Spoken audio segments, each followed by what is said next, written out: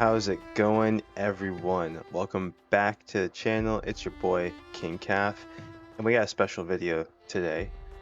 I want to talk about that nice, long, meaty demo of Final Fantasy XVI that we got on the PlayStation Store, and man, do we have a lot to talk about.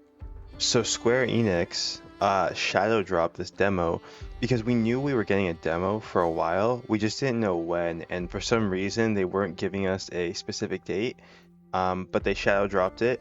It came out, and when you get a demo, you originally think it's gonna be like a 20-30 minute demo, kind of like how Final Fantasy VII Remake first had their demo when it was like a 15-20 minute demo just to the first boss. I was not expecting Square Enix to give us a freaking 2 hour demo, more or less 2 hours, and just the amount of content in this demo just kind of blew my mind, and it literally has made me so much more excited for when this game's gonna drop. So I've been looking forward to this game since it got revealed back in 2020 at the PlayStation Showcase. And right away, I just love the aesthetics of the Dungeons and Dragons, more fancy style of the game. I really like that they brought that style back. They did move kind of away from that in the more recent titles, but I really like that they brought it back. And the story is just so gritty and violent, and you can tell the Game of Thrones inspiration right when you look at it. Hot take, don't burn my comment section, but I'm not really a big Game of Thrones fan, but I like Lord of the Rings. I like the whole fantasy settings, and so far with what I've seen with this game, they're nailing it. So I want to start with the story. Man, the story. First off, I was not expecting Square Enix to give us full out cutscenes in this demo. They pretty much gave us the entire prologue. And they did say that the progress from the prologue that you do in the demo will carry on to the full game, which I really like. So if you did finish the demo, you don't have to restart from the very beginning.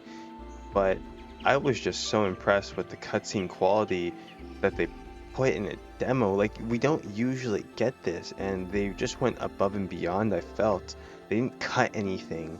At least I don't think they did. The game, as of the recording of this video and when this should be released, we don't have the full game. We don't know if there have been some altered scenes or some cut scenes, but it seems like everything flowed really well. And I believe that they gave us the entire prologue. This was a 2 hour demo, so I think they gave us the first 2 hours of the game. But man, the brutality in the story, I couldn't believe that this is a Final Fantasy game. And that's kind of weird to say because this game feels like a Final Fantasy game. But how they present the story is just so much more mature and so much more gritty and so much more, in a way, realistic of like how war could have been back then, and how characters react, how people speak to each other. Like, everything, all these moving parts are just working so well and giving us such a compelling story that when the demo finished, I was like, no freaking way. I need to know what happens next, because they leave you on a cliffhanger. I'll get more into spoilers in a little bit, but man, at the end of it, I was cursing my name because I wanted to play more, and I don't know if I can wait till the game comes out at this point. And man, the characters are straight up great. I'm really liking all the characters. Again, I really like Clive. Um, I definitely feel that your main protagonist has to be likable in order for you to be engaged and wanting to root on their side. And I think he's a great protagonist. You can see a lot of darkness in him. You can see a lot of confliction with some of the things that he does and the positions that he's put in. And I really like in how he's kind of dealing with that. His little brother Joshua. Usually, kids in these kind of games kind of annoy the shit out of me, but no, Joshua was good. I really like how his relationship with Clyde and even his father, that he is the one who's blessed with the Phoenix, and that he thinks that he shouldn't have it because he's weaker than his older brother Clive. But I do like the dynamic between those two, where Clive is like, no, you have it. I'm here to protect you. I'm your shield. You need to become stronger so that you can use it to help our people. And I just like how the interactions with these just feel so natural. This feels like a brother relationship. When you see Clive talking to his father or Joshua talking to his father, it seems like a father and son relationship. And the mother, I mean, spoilers ahead, but you know, people are not gonna like how the mother is just due to what happens eventually. But yeah, the characters, the side characters, even like the party members that you get with you, they're great. Like I thought Wade and Tyler were just gonna be some throwaway kind of people for the mission, but no, like these they were great. They had great interactions. You know, they both dealt with Clive and Joshua and even the father, and just how they, you know, reacted to everything just felt so natural. Like they could have been an actual secondary character. As of now, I don't know if they're gonna return. I don't think they do. But no, they were great. And Torgal, I mean, he's cute as a puppy and he's badass as an adult. Great dog. Square Enix. If that dog dies at the end of the game, I'm boycotting you. So it's a demo. I'm gonna go into a little bit of spoilers right now. Man, what happened at the end of the prologue when Ifrit and Phoenix, as Joshua turns into Phoenix, are fighting, and what happens? Man, it was so hard to watch. It was so devastating. Like I felt so bad with what was going on. Like Clive's entire world as he knew it just fell completely apart. The father was killed right in front of Joshua, which was that scene, man, my mouth dropped. I was just in awe. Like I had a feeling he was gonna die. I thought maybe it was gonna be like, you know, kind of off screen or like just one of those like slow motion deaths. Like no, he just got stabbed. There's blood all over Joshua, and I was just flabbergasted with how gruesome and gritty that was, just because we don't get that in Final Fantasy. Like yeah, there's death, there's violence, but not like this. Like this is brutal. This is brutality. Like I felt like I was playing like The Witcher almost, you know, with just how things were happening. And then, you know, after what happens to Joshua dies. And then Clive, this part I'm kind of confused. Like, did Clive turn into Ifrit, or what was that person that he saw before? See, these are the things that I cannot wait to find out. Like, I'm intrigued with the story because I know that there's a mystery behind it, and there shouldn't be two icons of fire, but there is now. And it makes sense because Clive was skipped, but maybe he wasn't skipped. Maybe he just got a different power that people didn't. You know what I mean? Like it's insane. Like there's so much unanswered questions that I just cannot wait to hear. And then after all of that, you find out the mom is the one who actually got everyone to turn on their people, and she was completely okay with Clive dying at first, but then no, she wants to use him as a soldier. Like she just let her son and her husband die and her kingdom fall. And I'm excited to see what happens. I hope Clive finds out sooner than later and he gets some sort of revenge. But yeah, man, like shit's dark and I cannot wait to see what happens. And what's even crazier is that after the prologue ended, you unlock this icon challenge mode. And I thought it was just gonna be like a combat tutorial just to show, you know, Clive older and that he has a little bit more powers. Not like this is a whole other mission with story.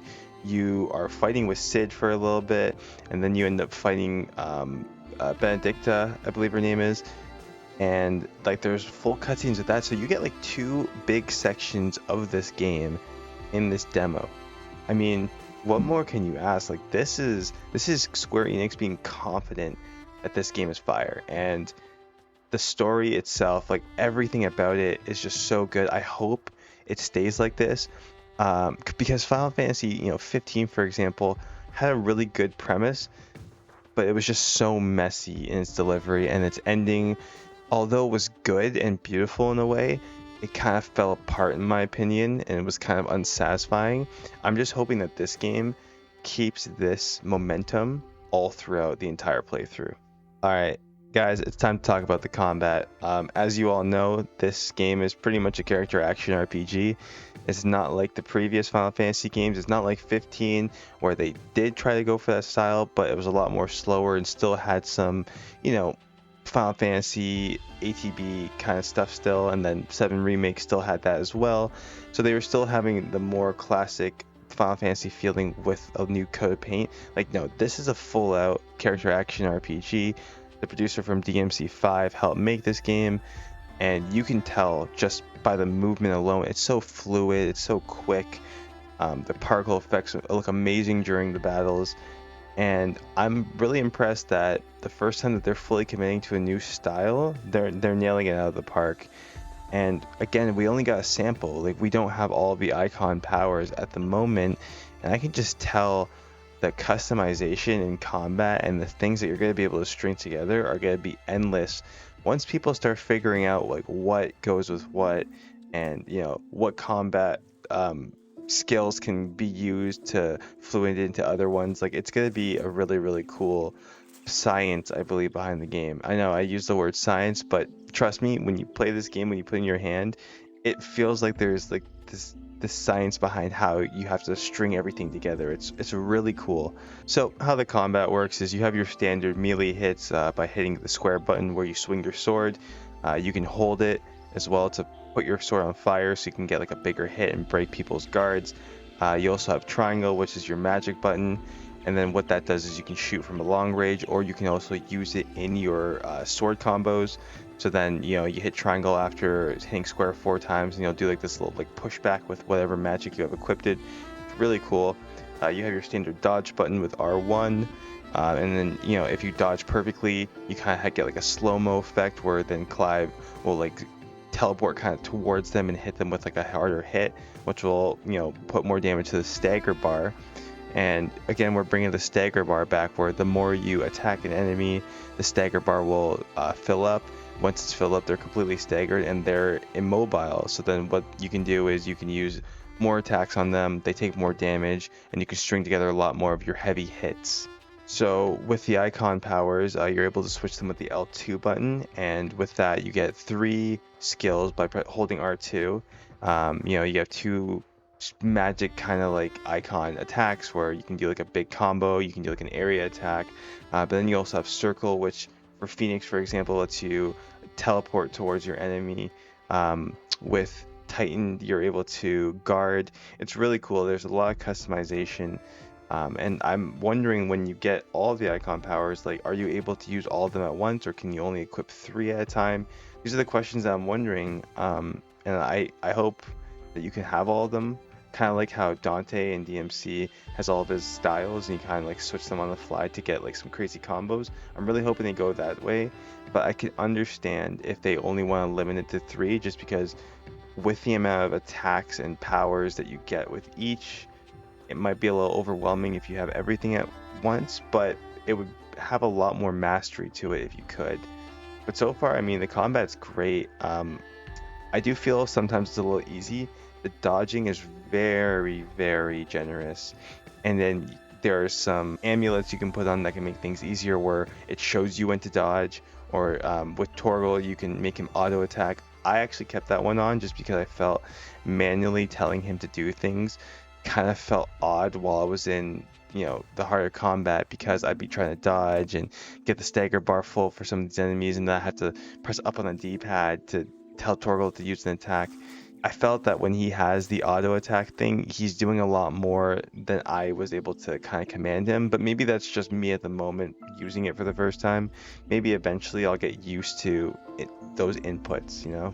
So we got a couple of mini bosses, and then we got 2 large bosses. And the boss fights in this game are really, really cool. There's a lot of spectacle. They have these cinematic attacks and cinematic dodges that prompts on the screen when they happen, and I think they're really cool.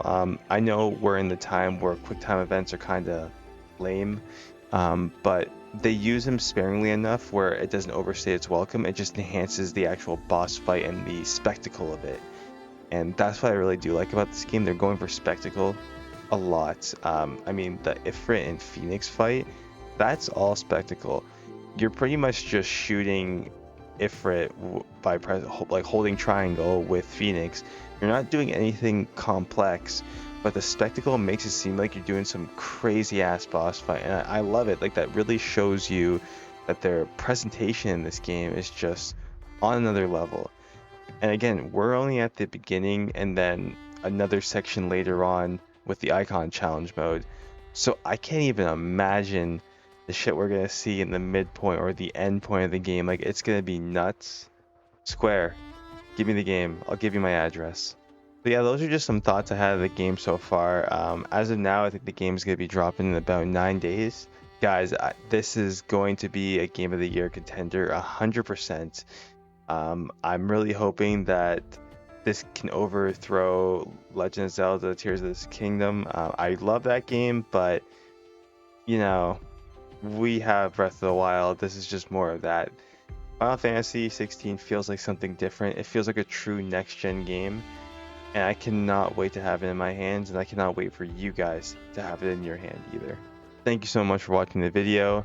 Definitely feel like when you see it, hit that subscribe button. More videos are going to be coming out. I'm going to try and drop this video by tomorrow, and also I'm going to try and have another video out later this week. Been working on it for a while, and I'm excited for you guys to see it.